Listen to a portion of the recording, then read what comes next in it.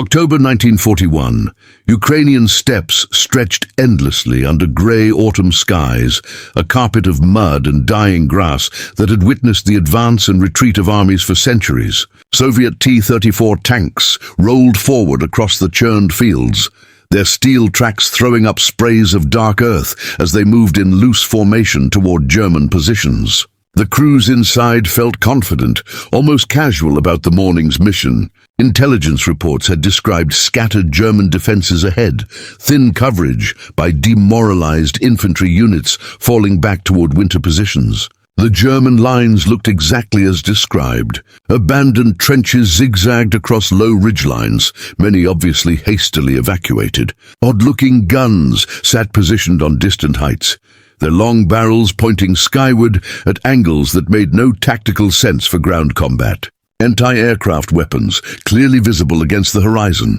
The Soviet tank crews laughed at what appeared to be Luftwaffe units too confused or stubborn to retreat with the rest of the German army, until the first shot rang out. The sound split the morning air like thunder cracking stone, a noise that seemed to come from the earth itself. The lead T-34 exploded instantly, its turret spinning through black smoke before crashing back to earth 30 meters from the burning hull. Then another tank erupted in orange flames, ammunition detonating in brilliant flashes. And another. The laughter died in Soviet throats as quickly as it had begun, replaced by shouted orders and the metallic clang of tank hatches slamming shut. Stay to hear the order that turned anti-aircraft guns into the most feared tank killers on the Eastern Front. But this story begins 6 months earlier, in the scorching heat of North Africa, where a different kind of warfare was taking shape. May 1941. Erwin Rommel crouched behind his command half-track, sand-scoured binoculars focused on British Matilda tanks. Advancing across the desert near Halfaya Pass, the morning sun glinted off their thick armor. As they moved in disciplined formation toward his defensive positions, behind him, his 37mm anti-tank guns had been bouncing shells off British armor for weeks, creating nothing but sparks, ricochets, and mounting frustration among his gunners. The weapons were proving completely useless against modern tank armor. Herr General, his artillery officer called, sweat streaming down his face despite the early hour and the shade of the vehicle. The Flak battery commander requests permission to engage ground targets. His crews are reporting clear fields of fire. Rommel lowered his binoculars, squinting against the desert glare that turned everything beyond a few hundred meters into wavering mirages. Behind his forward positions, the 88mm anti-aircraft guns sat elevated on their distinctive cruciform mounts, their long barrels designed to reach high-flying British bombers that rarely appeared over this section of the front. The guns had been silent for days, their crews scanning empty skies while enemy tanks rolled past their positions, virtually unopposed by conventional anti-tank weapons. "Do it," Rommel ordered without hesitation. The first 88mm shell screamed across the desert at nearly 3,000 feet per second, its armor-piercing core designed for aircraft but devastating against ground targets. It punched through a Matilda's frontal armor at 200 meters like a hot knife through paper, the kinetic impact sending a visible shockwave through the British formation. The tank stopped dead, smoke pouring from every hatch and vision port. Another shell followed 20 seconds later, the German crew working with mechanical precision. Another kill. Within minutes, a dozen British tanks burned, scattered across the sand, their crews abandoning vehicles they had considered virtually invulnerable to German weapons. Rommel grabbed his radio handset, his voice cutting through the static of desert communications. "All units, all sectors, the 88 is now our primary anti-tank weapon. Repeat, 88mm Flak guns are authorized for ground engagement." That afternoon, he sat in his command tent as the temperature soared past 40 degrees Celsius, drafting a detailed report to Berlin while the implications of the morning's action crystallized in his mind. 3 pages of tactical observations, performance data, ammunition expenditure rates, and range calculations. One inescapable conclusion dominated his analysis. The 88mm Flak gun could penetrate any Allied armor currently in theater at ranges his conventional anti-tank guns couldn't even reach. The report marked urgent tactical innovation, arrived at Wehrmacht headquarters on May 30th, 1941, filed in a grey folder that would be pulled from archives 3 weeks later. 3 weeks before Operation Barbarossa would unleash the German army against the Soviet Union in the largest military operation in human history. June 22nd, 1941, the Eastern Front erupted like a volcano. German panzers smashed through Soviet border defenses along a 1,000-mile front, advancing hundreds of kilometers in the first week as entire Soviet armies collapsed or retreated in complete disorder. The Wehrmacht's anti-tank doctrine, proven effective against French and British armor during the previous campaigns, seemed perfectly adequate for the new war. German planners expected Soviet equipment to prove inferior to Western designs, easier to defeat with existing weapons and tactics. Then they met the T-34. Lieutenant Hans Weber commanded a 37mm pack gun crew dug into defensive positions near Minsk. Belarus, the crew fresh from training in Germany and confident in their equipment. His position covered a muddy road junction where Soviet reinforcements were expected to appear according to intelligence reports. When his first T-34 emerged through the morning mist like some alien creature, angular and menacing compared to the rounded shapes of Western tanks, Weber's crew responded with practiced efficiency developed through months of training. The gunner traversed smoothly, estimated range at 400 meters. Perfect engagement distance for their weapon according to doctrine. Fire! Weber commanded with authority. The shell struck the T-34's sloped frontal armor and ricocheted skyward, like a stone skipped across water, leaving nothing but a bright scratch on the steel surface. The Soviet tank didn't even slow down, its crew apparently unaware they were under direct fire. "Load another," Weber shouted, his confidence already beginning to waver. 6 shots in rapid succession, 6 perfect hits, 6 ricochets that left nothing but superficial scratches on the T-34's revolutionary sloped armor design. The Soviet tank's 76mm gun traversed toward Weber's position with mechanical precision, its bore looking enormous compared to the German 37mm weapon. Weber's gun shield, adequate protection against rifle fire and artillery fragments, offered no sanctuary against that caliber of high-explosive round. His radio crackled with increasingly panicked transmissions from gun positions across the entire sector. "All pack units, fall back immediately. Repeat, all anti-tank guns withdraw to secondary positions. We cannot penetrate enemy armor." By July 15th, alarming reports flooded German command posts across the 1,000-mile Eastern Front. The standard 36mm anti-tank gun, cynically nicknamed Door Knocker by German infantry for its ineffectiveness against modern armor, couldn't penetrate Soviet medium tank protection.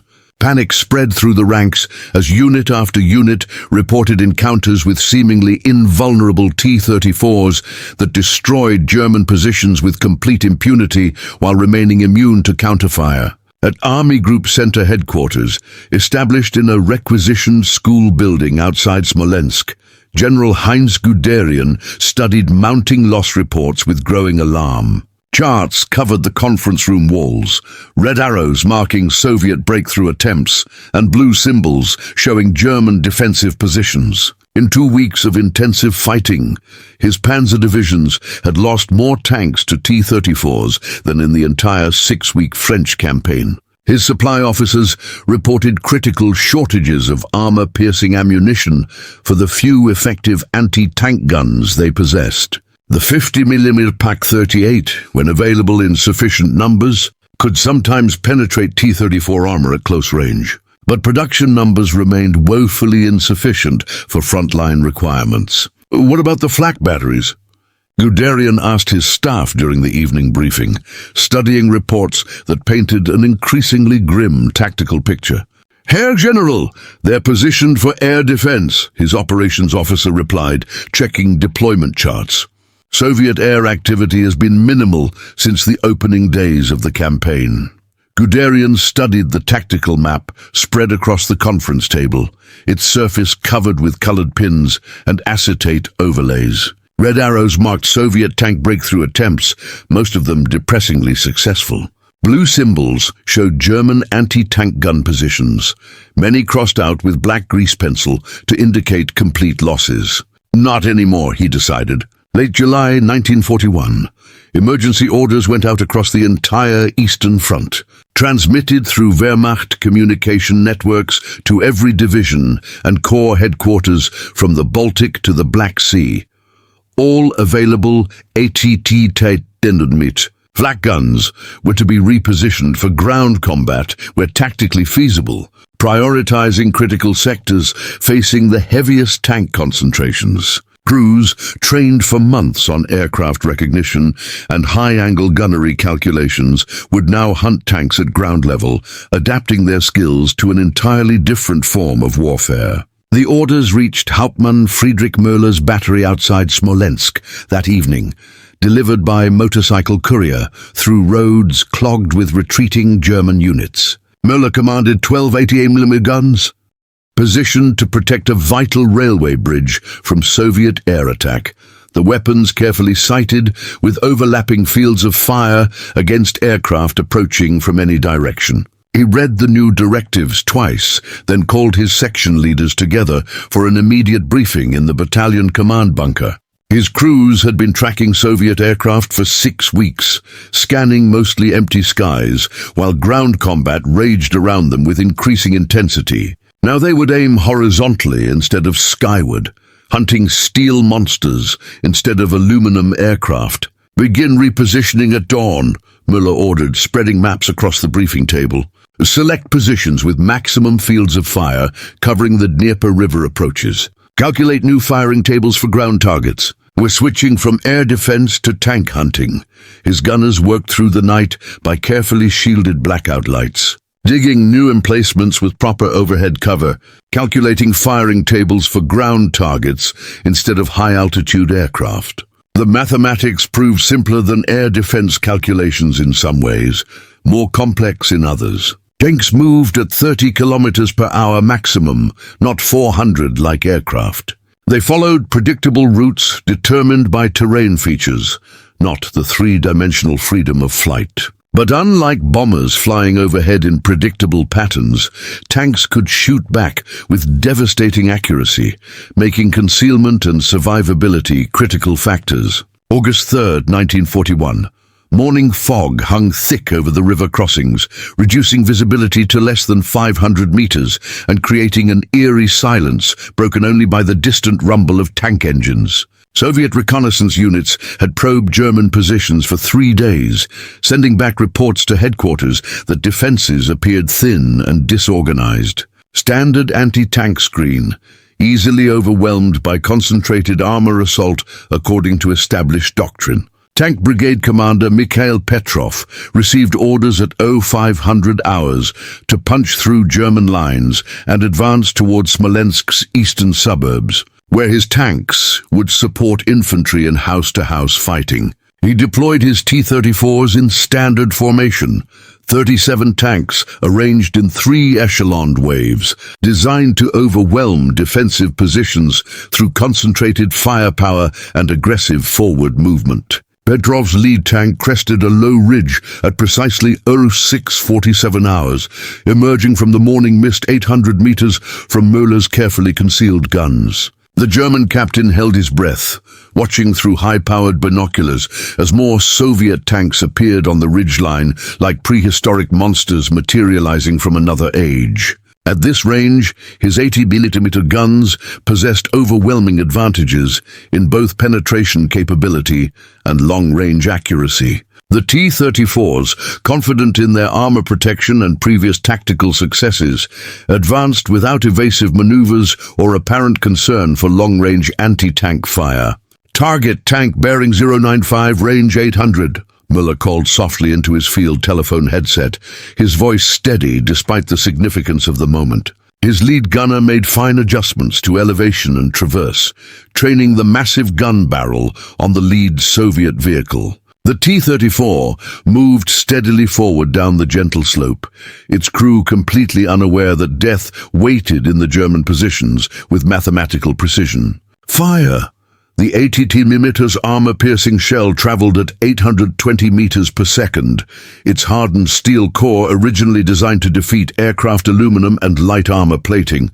At 800 meters range, it struck the T-34's frontal armor with enough kinetic energy to penetrate over 100 millimeters of steel plate. The Soviet tank mounted only 45 millimeters of frontal protection, sloped at 60 degrees for maximum effectiveness against conventional weapons. The German shell punched through the armor like it wasn't there, penetrated the fighting compartment where 3 crew members died instantly, continued through the engine block, exited through the rear plate, and buried itself in muddy ground 50 meters beyond the tank. The T-34 erupted in orange flames as ammunition stored in the turret detonated in a spectacular explosion. "Reload!"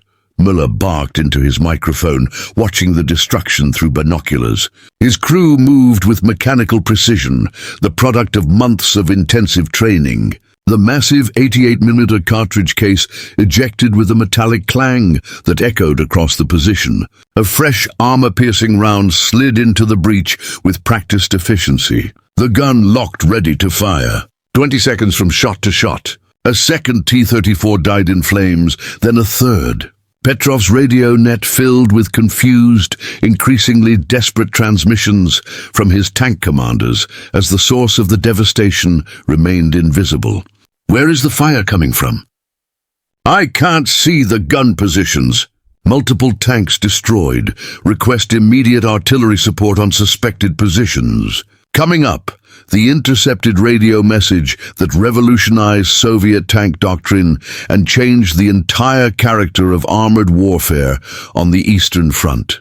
Petrov ordered his remaining tanks to execute standard Soviet assault doctrine, developed through years of tactical evolution and proven effective in previous engagements. Charge the German positions at maximum speed, close the range rapidly, overwhelm anti-tank guns with superior numbers and concentrated firepower. The tactic had proven devastatingly effective against conventional German 37mm and 50mm weapons, which required dangerously close-range shots to achieve any penetration against T-34 armor protection. But the 80mm wasn't a conventional anti-tank gun by any definition. Muller's crews could engage targets effectively out to 500 meters, nearly 10 times the effective range of standard infantry anti-tank weapons. The advancing T-34s had to cross over a kilometer of completely open ground under direct observation and precision fire from weapons they couldn't even locate, much less effectively suppress with return fire. The Soviet charge began at 07:02 hours with characteristic aggression. 23 surviving T-34s accelerated down the slope at maximum speed, their diesel engines roaring at full throttle, steel tracks throwing mud and vegetation high into the air as they sought to cover the deadly ground as quickly as possible. Miller's battery engaged targets in careful sequence, each gun crew selecting individual tanks and methodically destroying them with precise shots. The German gunners had spent hours calculating and pre-registering firing data for multiple points across all likely approach routes, completely eliminating guesswork from range estimation and target acquisition. By 07:30 hours, 17 Soviet tanks burned scattered across the field like massive funeral pyres, their ammunition continuing to detonate in brilliant flashes that illuminated the morning mist. Thick black smoke rose from burning diesel fuel and destroyed equipment.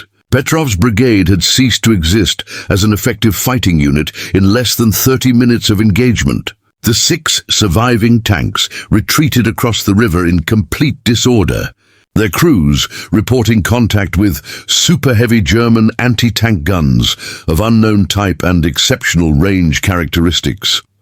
That evening, Soviet intelligence intercept station number 47, located in a heavily secured basement beneath Moscow's Lubyanka building, decoded a German radio transmission that would change the course of the war. The message had been sent on standard brigade-level frequencies, using routine Wehrmacht encryption, easily broken by Soviet cryptanalysts who had been reading German military communications for months. Senior Lieutenant Alexei Volkov, working the night shift in the windowless intercept center, translated the brief communication with growing alarm.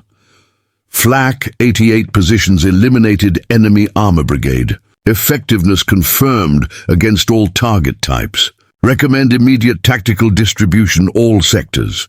Volkov stared at the decrypted text for several minutes, momentarily confused by the tactical implications. Flak meant anti-aircraft, in German military terminology, weapons designed to engage high-altitude bombers. But the context clearly described devastating ground combat against Soviet tank formations. He double-checked his translation against the original German text, then forwarded the intercept to GRU headquarters with a priority classification that guaranteed immediate attention from senior intelligence officers. Stalin's emergency staff meeting that night in the Kremlin's war room grew increasingly heated as intelligence officers briefed senior commanders on apparent German tactical innovations. The enemy had deployed some kind of new weapon system capable of destroying T-34s at extreme range, well beyond the effective distance of any known German anti-tank gun.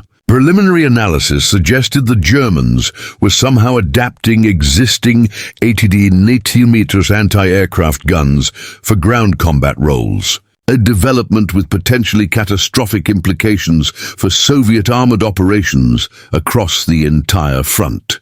Production reports indicate the Reich possesses many thousands of 88mm guns, originally manufactured for air defense, Marshal Timoshenko reported to the assembled generals, consulting intelligence summaries prepared by his staff. If they successfully convert significant numbers to anti-tank roles, our armor advantage could disappear entirely.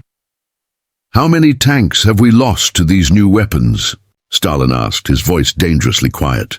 Difficult to determine precisely, Comrade Stalin. Unit reports from multiple sectors mention long-range anti-tank guns destroying multiple vehicles before positions could be located and effectively suppressed. Current estimates suggest dozens of tanks lost, possibly significantly more.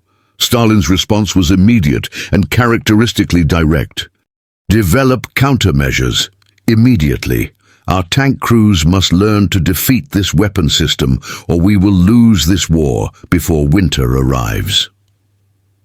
By September 1941, German factories received completely new production priorities, transmitted directly from Hitler's headquarters through the highest command channels. The successful 88mm Flak design would be systematically adapted for dedicated ground combat roles, creating purpose-built tank destroyers that retain the weapon's devastating effectiveness while improving mobility and survivability. Krupp engineers in Essen worked 18-hour shifts designing the Pak-43, a purpose-built tank destroyer mounting the proven 80mm gun on a lower, more concealable carriage optimized for ground warfare. But engineering development and factory retooling required precious time that Germany could ill afford. Wehrmacht units on the Eastern Front would continue improvising with whatever 80mm Flak guns they could requisition from increasingly reluctant Luftwaffe air defense commands. The inter-service requisition process created significant friction between Wehrmacht ground forces and Luftwaffe. Air defense units throughout the autumn of 1941, Major Wilhelm Hartmann commanded a Luftwaffe Flak regiment outside Leningrad. His 36 80mm guns protecting vital railway bridges and supply depots from Soviet air attack. The weapons were positioned according to carefully calculated air defense plans, with overlapping coverage against aircraft approaching from any direction. When Army requisition orders arrived in October, demanding immediate transfer of half his battery to ground combat roles, Hartmann protested directly to Corps headquarters through official channels. "My guns defend the primary supply route for the entire northern sector," he radioed to his superior, consulting deployment charts that showed the critical importance of his positions. "Remove them," and Soviet bombers will cut our logistics within a week of sustained air operations. Soviet tanks are cutting our infantry positions every day, came the immediate reply from Corps Command. Transfer 6 guns to Army control, immediately, no discussion. Hartmann complied with direct orders. But his protest highlighted a fundamental German strategic problem that would only worsen as the war progressed. They possessed finite numbers of 88mm weapon systems, completely insufficient to meet all tactical requirements simultaneously across multiple theaters. Using guns against tanks meant fewer weapons available for air defense against an increasingly active Soviet Air Force. Maintaining comprehensive air defense meant more T-34s would break through German lines, overrunning infantry positions and threatening vital rear area installations that kept the army supplied and operational. October 15, 1941. Approaches to Oral in the fighting associated with the Mtsensk sector, where some of the war's most intense tank battles were developing. Soviet Tank Brigade 4 advanced through morning mist toward German positions south of the city, their mission to break through enemy defensive lines and exploit toward Oral's important industrial district. Military intelligence had reported standard German anti-tank defenses ahead, nothing their T-34s couldn't handle, with established aggressive tactics and superior armor protection. Brigade Commander Boris Katukov, already developing a formidable reputation as one of the Red Army's most capable tank leaders, deployed his vehicles in standard column formation, expecting to punch through German lines quickly and continue the advance towards strategic objectives. The lead tank struck a concealed 88mm position at 1,200 meters, well beyond the range where Soviet crews expected to encounter effective anti-tank fire from any known German weapon. The German crew, veterans recently transferred from air defense duty around Berlin, had positioned their gun in a natural depression with perfect fields of observation across multiple approach routes. Their first shot penetrated the T-34's turret at the ammunition storage area, detonating stored rounds in a spectacular explosion that sent the turret flying 30 meters from the burning hull in a display of destructive power that shocked both sides. Katukov's radio operator immediately intercepted German fire commands, transmitted on tactical frequencies with professional efficiency. Target, second tank, bearing 087, range 100 meters. Traverse right 2 degrees, steady, fire.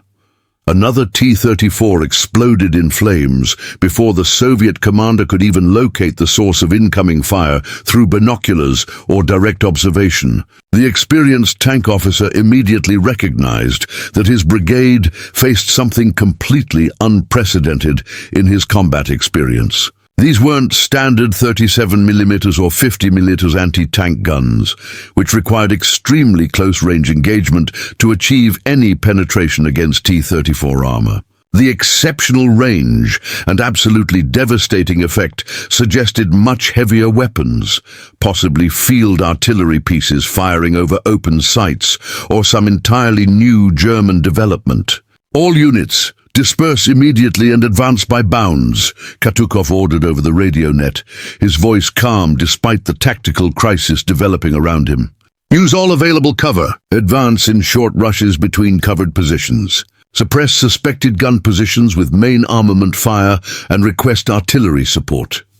His tanks spread across a much wider front, using terrain features for protection and advancing in carefully coordinated rushes between covered positions that offered some protection from long-range fire. But the German 88mm guns had been positioned with overlapping fields of fire, carefully planned to eliminate dead ground where Soviet tanks might find temporary sanctuary. When T-34s moved to avoid one gun position, they inevitably exposed themselves to devastating fire from others positioned to cover the flanks. Despite heavy losses to long-range German guns that seemed to strike from impossible distances, Katukov's aggressive tactics and skilled use of available terrain eventually allowed his surviving tanks to close within effective range of their own weapons. The 80mm guns, originally designed for high-angle air defense against aircraft, had significant traverse and depression limitations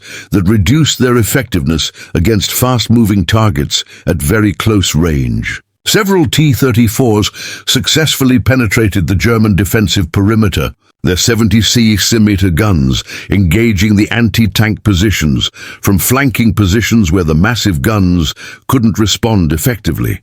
That afternoon, Guderian personally visited the 88mm battery that had engaged Katukov's brigade, wanting to see firsthand the weapon that was revolutionizing anti-tank warfare. The battery commander, a young Luftwaffe captain transferred to ground operations only weeks earlier, walked the general through his carefully prepared defensive positions with obvious pride in his unit's effectiveness. Range cards calculated for all likely approach routes, the captain explained, pointing to detailed firing charts mounted on the gun position walls. Traverse limits clearly marked for tank approaches from multiple directions. We can cover this entire valley complex with interlocking fires from prepared positions. Guderian studied the tactical situation with the professional interest of an experienced armored commander. 6 guns had inflicted severe casualties on an entire Soviet tank brigade, forcing the enemy to employ complex maneuver tactics that significantly slowed their advance and dramatically increased ammunition consumption. Traditional German anti-tank doctrine emphasized concealed guns positioned in close defensive positions, engaging enemy armor at ranges under 500 meters where German weapons remained effective. But the 88mm could engage at standoff distances that were simply impossible for conventional weapons, systematically picking off Soviet tanks before they could close to effective range for deadly return fire. Establish this positioning methodology as standard doctrine for all 88mm employment, Guderian ordered his staff officers, recognizing the revolutionary implications. All guns to be employed with maximum fields of observation and fire at extreme range. His staff drafted comprehensive new tactical instructions that evening, distributed throughout Army Group Center within 48 hours through normal command channels. The 88mm would anchor German defensive lines, positioned on commanding terrain for maximum observation at extreme range. Infantry and lighter anti-tank weapons would handle any close assaults that somehow penetrated the outer defensive zone. Artillery would provide immediate suppressive fires to disrupt enemy tank formations before they could reach 88mm engagement ranges, creating a layered defensive system of unprecedented effectiveness. November 1941. Soviet tank crews across the entire front began adapting to the German 88mm threat through bitter experience and hard-won tactical knowledge shared between units. Company and battalion commanders learned to identify gun positions by their distinctive muzzle flash signature and the characteristic supersonic crack of high velocity, impacts that differed markedly from conventional anti-tank weapons. New attack procedures began emphasizing night operations when German gunners lost their primary advantage of long-range precision fire and Soviet tanks could close to effective engagement ranges. Senior Lieutenant Pavel Zinchenko commanded a T-34 company attached to the 21st Tank Brigade, receiving orders to assault heavily defended German positions near Tula in direct support of the city's increasingly desperate defense. His detailed pre-attack intelligence briefing specifically mentioned heavy anti-tank guns, estimated 88mm caliber, effective range exceeding 1,500 meters, positioned on commanding terrain east of the city with excellent fields of observation. Zinchenko spent hours studying aerial reconnaissance photographs and prisoner interrogation reports, carefully planning his attack to minimize exposure to devastating long-range fire that had destroyed so many Soviet tank units. His tactical solution emphasized advancing during pre-dawn darkness, using compass navigation and carefully predetermined routes to close within 400 meters of German lines before the enemy could effectively respond. Close enough to engage the massive guns with rapid, accurate fire from his own 76mm weapons, before German crews could react to the sudden threat. The attack commenced at 03:15 on November 18th under a moonless sky. 12 T-34s moved across frozen ground in precise line formation, engines throttled to minimum noise levels, no radio transmissions. Navigation accomplished by compass bearing and dead reckoning techniques learned through intensive training. At 600 meters from German positions, Zinchenko could distinguish individual defensive works and gun positions silhouetted against patches of snow that reflected starlight. A German flare exploded overhead without warning, bathing the entire battlefield in harsh white illumination that eliminated all concealment. Wehrmacht doctrine had evolved rapidly to counter Soviet night attacks through systematic use of illumination rounds and carefully pre-registered defensive fires calculated to cover all likely approach routes. The 88mm guns opened fire immediately with devastating effect, their crews having spent hours calculating exact firing data for multiple points along every possible avenue of approach. Zinchenko's tank absorbed the first direct hit through the driver's vision port, the armor-piercing shell killing his front crew instantly, but failing to penetrate the main fighting compartment where he commanded the vehicle. The T-34's forward momentum carried it another 100 meters before the damaged engine seized completely and the vehicle ground to a stop in a spray of mud, sparks, and oil. 3 more Soviet tanks died in the illuminated killing zone as German crews engaged targets with methodical precision developed through weeks of intensive combat. But 5 T-34s successfully reached the German defensive perimeter, their 76mm guns engaging the 88mm positions at point-blank range, where the massive anti-aircraft weapons couldn't traverse rapidly enough to track fast-moving targets maneuvering aggressively around their positions. The 80mm guns, mounted on high cruciform carriages originally designed for air defense against high-altitude bombers, had severely limited depression angles and traverse speeds optimized for tracking aircraft rather than ground vehicles. At point-blank range,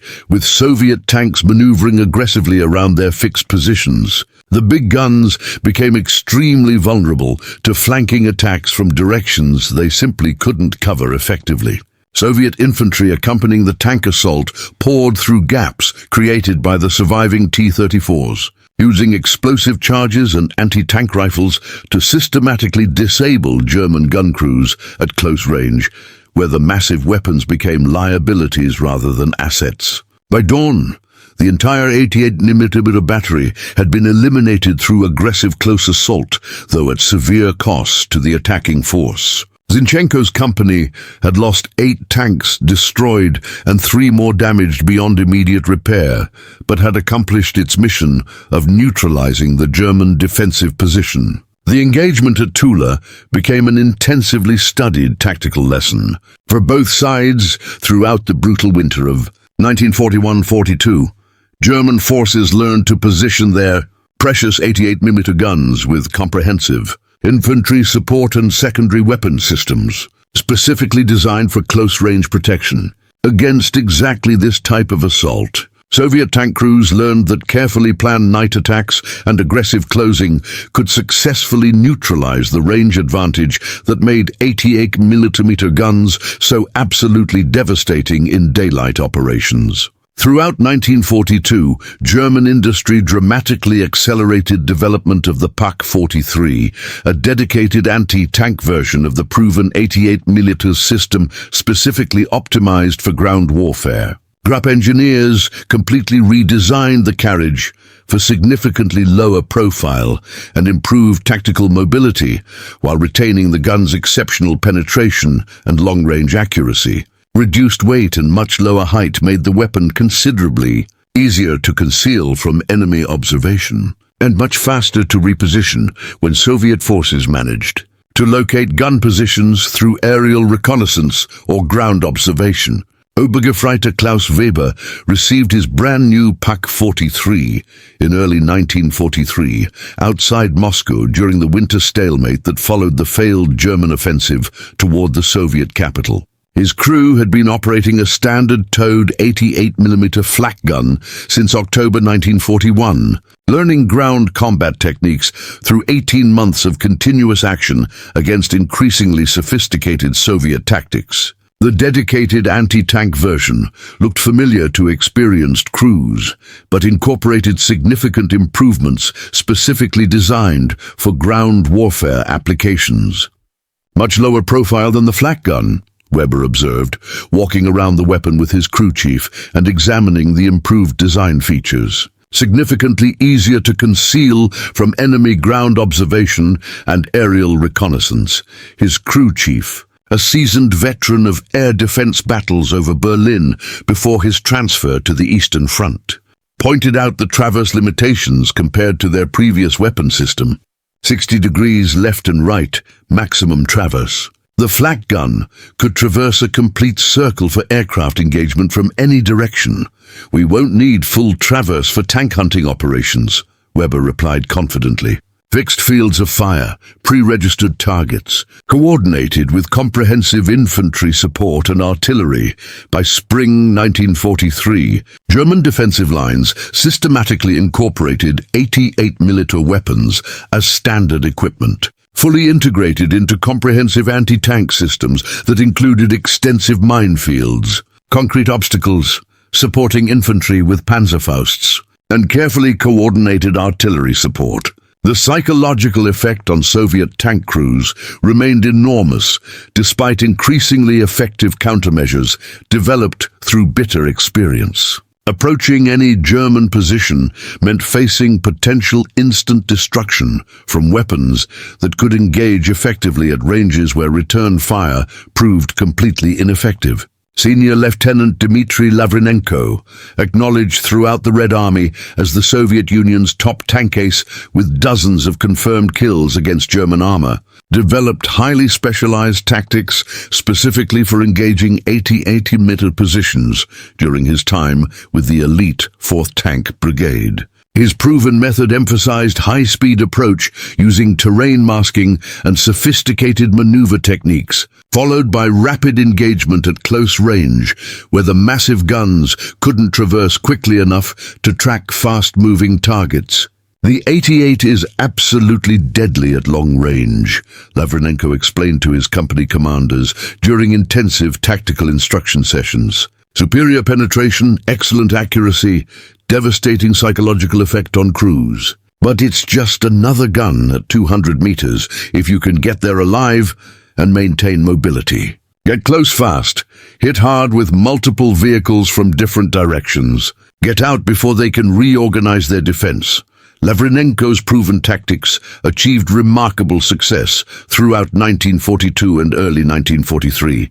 His T-34 destroyed 52 German tanks and dozens of anti-tank guns during this period, including several 80mm positions eliminated through aggressive, close assault techniques that became standard doctrine for elite Soviet tank units. But overall, Soviet losses remained extremely heavy despite tactical improvements. For every successful close-range engagement that destroyed German guns, 3 or 4 tanks were typically lost during the deadly approach phase, creating unsustainable attrition rates for most Soviet armored units. The tactical problem intensified significantly as German forces improved their defensive techniques through hard-won experience.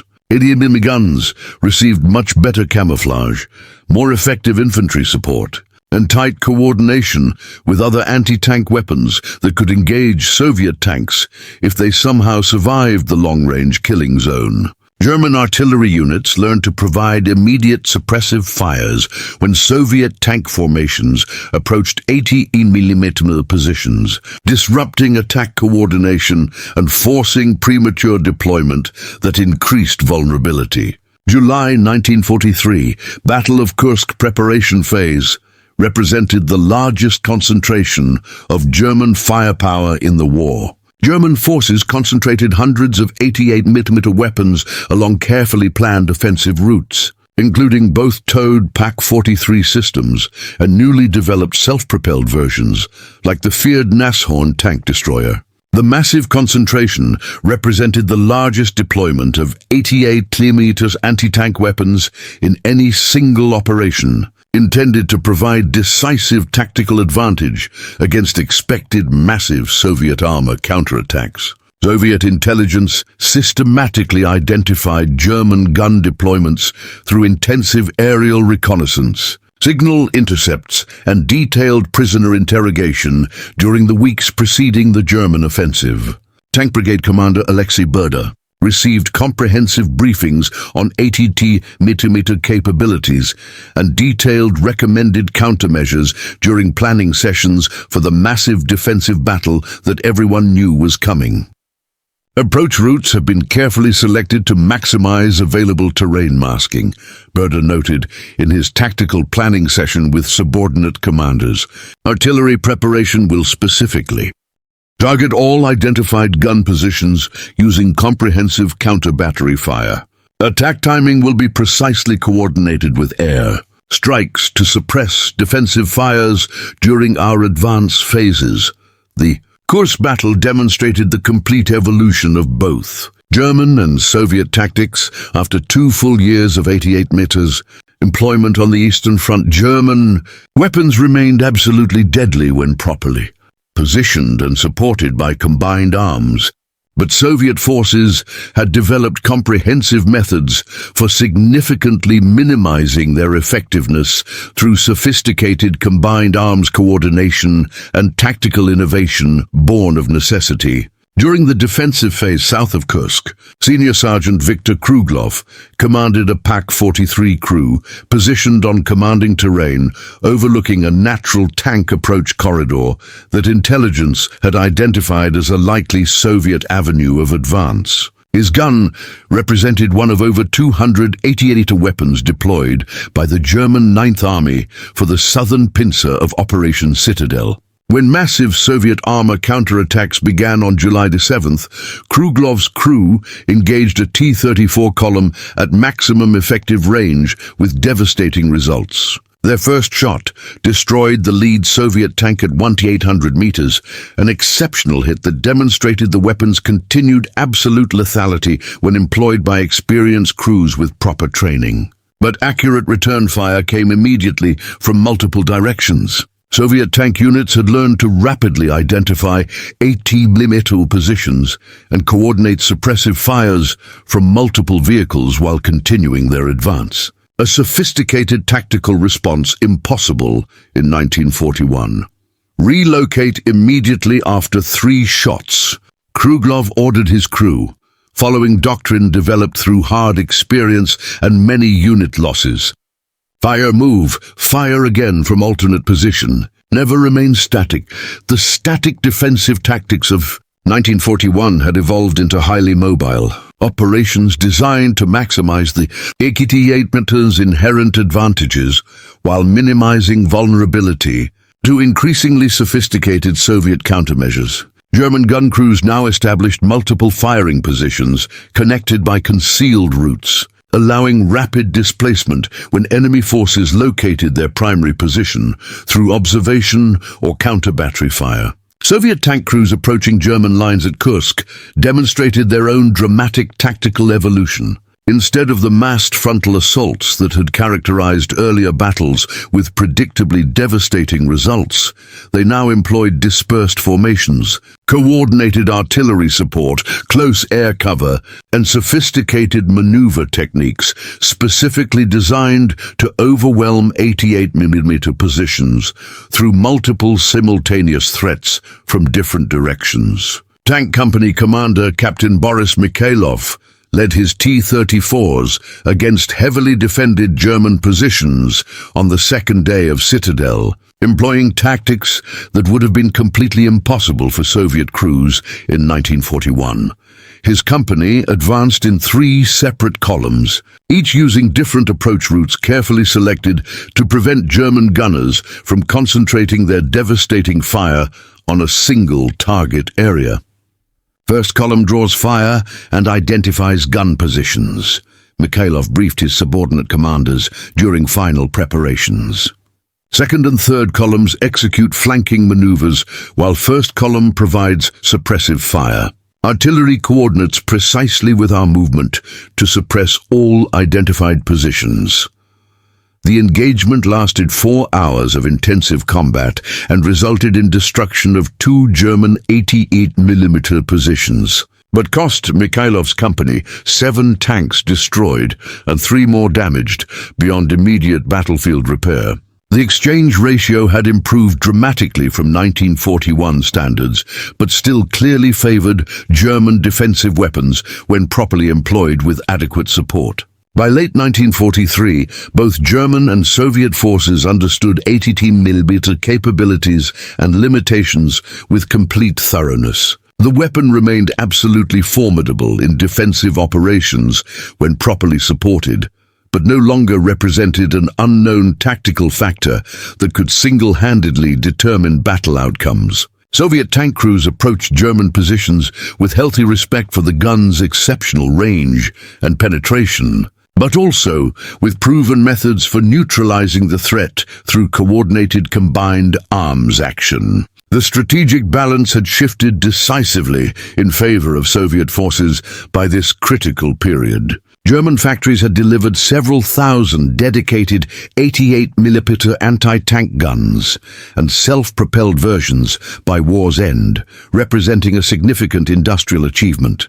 But Soviet factories produced over 57,000 T-34 tanks during the same time frame, plus thousands of heavier IS-2 and IS-3 vehicles, with armor thick enough to resist 88mm penetration at all but the closest ranges.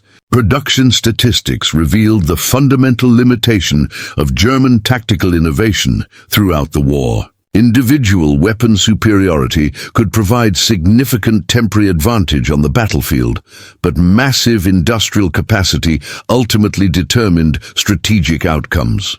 The 88mm remained an excellent anti-tank gun throughout the war, feared and respected by all Soviet tank crews. But Germany simply lacked the enormous manufacturing base necessary to produce enough weapons to offset overwhelming Soviet numerical superiority. Winter 1943-44.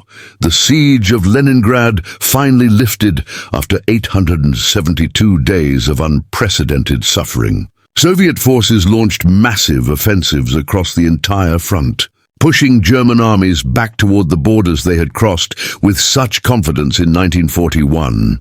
But German resistance remained fierce, anchored by 88mm guns that continued taking a terrible toll on advancing Soviet armor despite improved tactics and numerical superiority.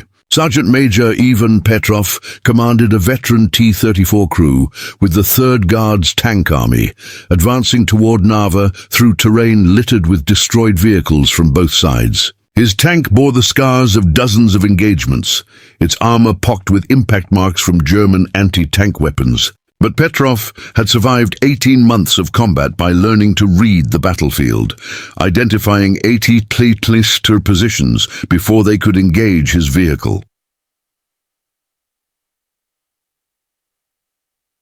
"Watch for muzzle blast signatures," he instructed his driver over the intercom. "The 88 has a distinctive flash pattern. Long flame, bright white, lasts nearly a full second. When you see it, immediately execute evasive maneuvers." His gunner, a 19-year-old from Stalingrad, had learned to engage suspected 88mm positions with high explosive rounds even before positive identification. Suppress first, identify later had become standard doctrine for experienced Soviet crews. Better to waste ammunition than lose the tank. The tactical evolution continued throughout 1944 as both sides refined their techniques. German 88mm crews became increasingly skilled at camouflage and deception, creating dummy positions to draw Soviet fire while real guns remained hidden until the critical moment. Soviet tank units developed complex approach techniques using artillery coordination, air support, and infantry cooperation that German forces found increasingly difficult to counter. March 1944, Ukraine. The spring mud season arrived early, turning roads into impassable quagmires that trapped vehicles and severely limited maneuver options. German forces established strong defensive positions along river lines, anchored by 88mm guns positioned to cover all likely crossing points. Soviet engineers worked around the clock to construct bridges under fire, while tank units prepared for assault crossings against positions they knew would be heavily defended. Lieutenant Colonel Mikhail Dragunsky commanded the 55th Guards Tank Brigade during the assault across the Dniester River. His reconnaissance had identified at least 12 88mm positions covering the crossing site, positioned with interlocking fields of fire that would create a devastating killing zone for any armored formation attempting to establish a bridgehead. Night crossing, multiple assault points, coordinated artillery preparation, Dragunsky briefed his commanders. We attack at 0200 hours with no preliminary bombardment. Artillery fires only after we're committed, and German positions reveal themselves by firing. The crossing began in complete darkness with minimal noise discipline. 30 T-34s approached the riverbank on a front of 3 kilometers, using dispersed routes to prevent concentration of German defensive fires. Pioneer units had constructed underwater bridges during the previous week, allowing tanks to cross without revealing their positions to German observers. The first German 88mm opened fire at 0247 hours, its muzzle flash illuminating the entire battlefield. Within seconds, Soviet artillery responded with devastating counter-battery fire, directed by forward observers who had infiltrated German positions days earlier. The carefully planned deception worked perfectly. German guns revealed their positions by firing, allowing Soviet artillery to eliminate them with precision fires. By dawn, Dragunsky's brigade had established a secure bridgehead despite losing 11 tanks to German defensive fire. 3 88mm guns had been destroyed by artillery, 2 more by direct assault from Soviet infantry. The remaining German positions had been abandoned as Soviet forces threatened to overrun them from multiple directions simultaneously. Summer 1944. Operation Bagration destroyed Army Group Center in the largest Soviet offensive operation of the war. German defensive lines collapsed across a 450-kilometer front as massive Soviet tank formations broke through positions that had seemed impregnable.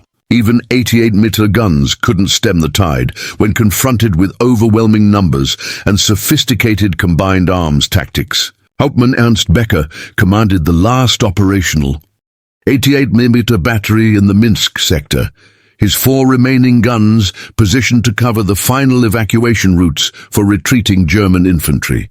His crews had been in continuous action for 6 weeks, falling back from position to position as Soviet forces advanced with relentless pressure.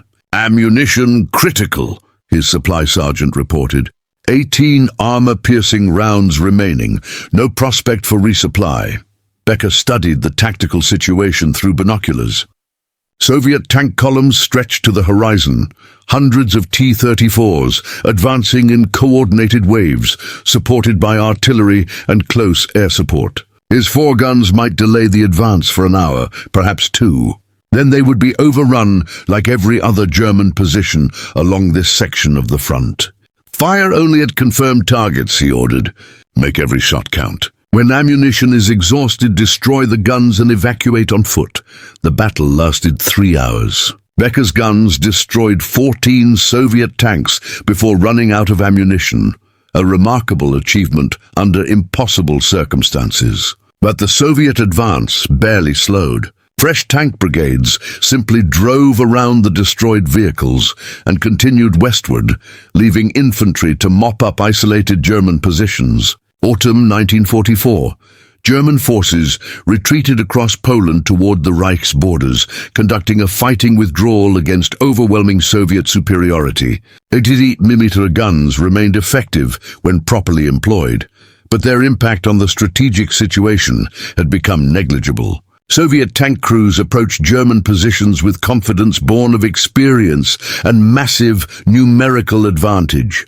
Colonel General Vasily Chuikov commanded the 8th Guards Army during the advance through Poland, his forces spearheading the Soviet drive toward Berlin. His staff estimated German strength at approximately 288mm guns scattered across the entire front. A dramatic reduction from peak deployments in 1943. Concentrate forces at weak points, Zhukov ordered during his daily briefing. Bypass strong positions when possible. Speed of advance is more important than eliminating every German gun position. Soviet doctrine had evolved to emphasize rapid exploitation rather than methodical reduction of German strongpoints. Tank formations would probe German lines until they found weak sections, then pour through in massive columns that German forces couldn't stop. 88mm guns might destroy individual tanks, but they couldn't prevent breakthrough when confronted with brigade-sized formations attacking simultaneously across multiple axes. December 1944.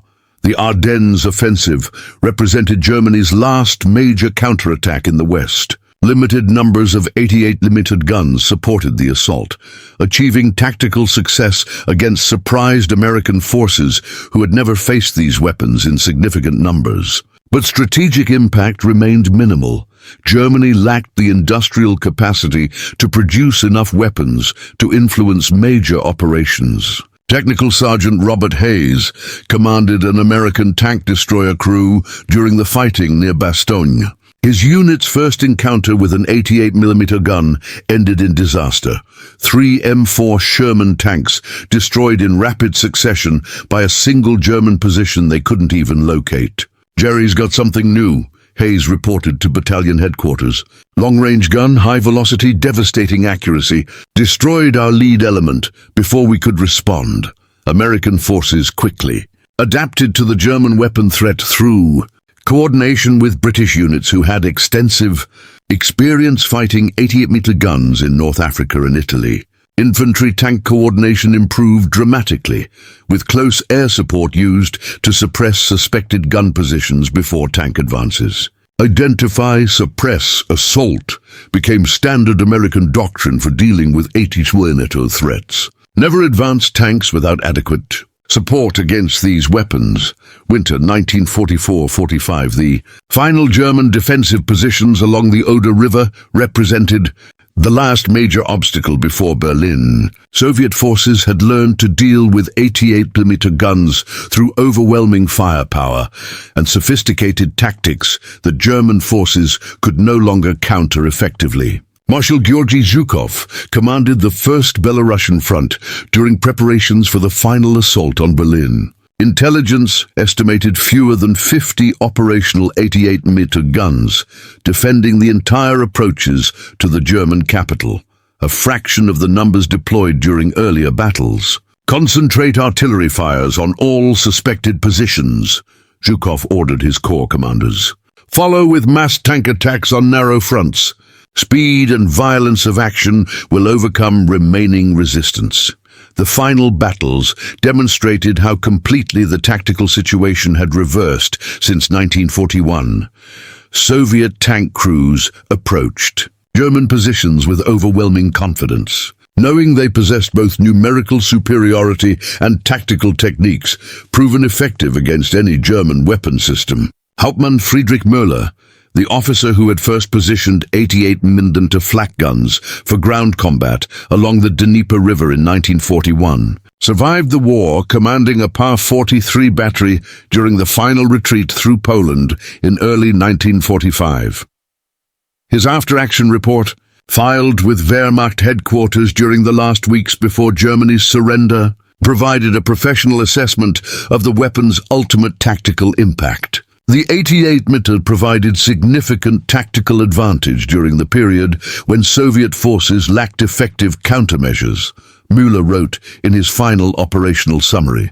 Superior range and penetration allowed small numbers of guns to inflict disproportionate casualties on enemy armor formations during 1941-42, but weapons technology alone cannot determine strategic outcomes when the enemy possesses overwhelming numerical superiority and unlimited industrial capacity.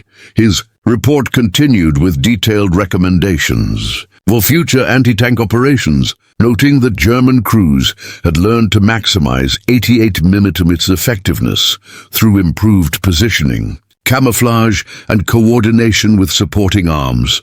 The enemy adapted their tactics more rapidly than we anticipated, Müller observed with characteristic German precision. Initial surprise provided decisive advantage, but that advantage decreased steadily as Soviet crews developed effective countermeasures. The final assessment proved grimly accurate. By 1945, Soviet tank crews approached German positions with supreme confidence born of 4 years of combat experience and massive numerical superiority. They had learned to respect the 88mm capabilities while employing proven methods for neutralizing the threat through combined arms tactics that German forces could no longer counter effectively. April 1945.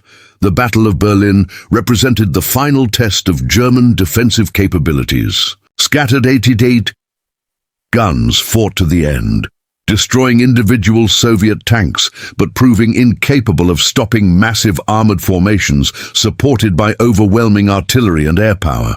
Senior Lieutenant Alexei Volkov, the intelligence officer who had first translated German radio messages about 88mm effectiveness in 1941, now commanded a T-34 company during the assault on Berlin's outer defenses. His tank bore battle honors from Stalingrad, Kursk, and dozens of other engagements spanning the entire war. German resistance remains fierce, he reported to brigade headquarters. Individual positions well defended, but overall defensive coordination has collapsed. We're advancing steadily despite scattered 88mm guns. The irony was not lost on Volkov. The same weapons that had seemed so devastating in 1941 now represented minor tactical obstacles rather than strategic threats. Soviet forces had learned to overcome German technological advantages through superior numbers, improved tactics, and industrial capacity that Germany could never match. Spring 1945. The same Ukrainian steppes where T-34s had first encountered 80mm fire in October 1941. Soviet armor advanced westward again, but the tactical situation had reversed completely. Now German guns waited in hastily prepared positions, while Soviet tanks approached with overwhelming numerical superiority and 4 years of hard-won combat experience. The wind still blew across those endless fields, carrying the familiar scent of mud and cordite, but no longer the sound of surprise or sudden destruction. Both sides understood exactly what they faced. The 88mm remained dangerous to individual tanks that exposed themselves carelessly, but it was no longer Hitler's wonder weapon that could stop entire formations with devastating precision. Just another gun in a war that had taught everyone to adapt or die. The laughter that had died in Soviet throats during that first terrible encounter in 1941 had been replaced by grim professionalism and tactical competence that German forces could no longer match. The 88mm had given Germany a temporary advantage when Soviet tank crews lacked effective countermeasures. But temporary advantages cannot win wars against enemies who learn faster than you can innovate and possess industrial capacity that dwarfs your own production capabilities. The final lesson of the 88mm proved universal. Tactical superiority can provide decisive advantage when enemies lack countermeasures. But strategic outcomes depend on industrial capacity, numerical superiority, and the ability to adapt faster than your opponent can innovate. Germany had created an excellent weapon that dominated battlefields for nearly 2 years. But the Soviet Union had created a war machine that ultimately proved unstoppable.